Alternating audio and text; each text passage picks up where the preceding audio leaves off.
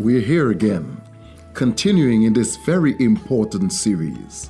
We're still at the book of Ephesians. We're still at chapter 6, and we are continuing to look at the whole question of how do we survive in a world where the battle is not flesh and blood. And the apostle introduces us to another important element in the armor. He says, make sure you take the shield of faith. This is so important, the shield of faith. Now, I used to, as a little boy, like to watch war pictures of fighting with swords and shield, and I like to see a man who has the capacity to use his shield to block the sword and the many darts and spears and arrows thrown by the enemy. And the Apostle Paul, picking up on this same context and the same theme, rather, brings to our mind the use of the shield in this warfare. And the Apostle Paul tells us that the shield for this warfare, where you deal with things that are not flesh and blood, is faith. The Apostle Paul says faith is that shield. The Bible describes faith as the substance of things hoped for, the evidence of things not seen. Hebrews chapter 11. Substance of things hoped for. Faith is what gives substance to things that I don't see but I hope for. Faith is what gives evidence to things that are not yet, not even here.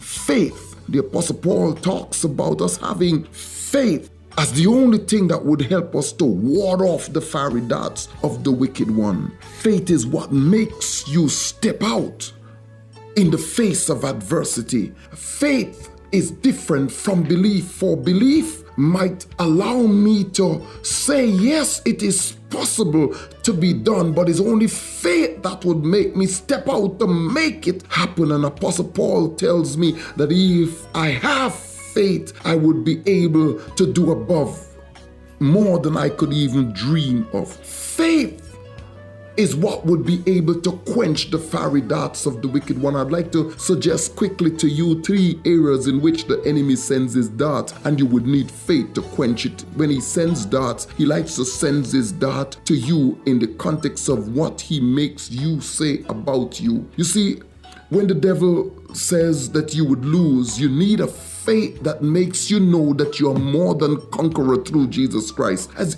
this is such an important message for people ending one year and about to begin a new one. Faith is what would make you say to the enemy when he comes and tells you about sickness that by his stripes I am healed. Faith is what makes you look beyond it when disappointment comes and say that even though he slays me, yet would I trust him. Faith is what would make you look in the face of death and say, even though he dies, yet shall I live. This is what is important. When the enemy tells you things about yourself, that you're not nice or you're not this, faith makes you look beyond yourself and see what God says. Faith is also important for when you're dealing with what he says to you about others. How many of you have heard the enemy say that you ain't gonna make it, or that this one wants to hurt you, or that one wants to do something to you, or walk over on you, or something like that? Faith makes you look beyond what you see, what you hear about what they want to do to you, because God would take care of you. When they say they will destroy your children, faith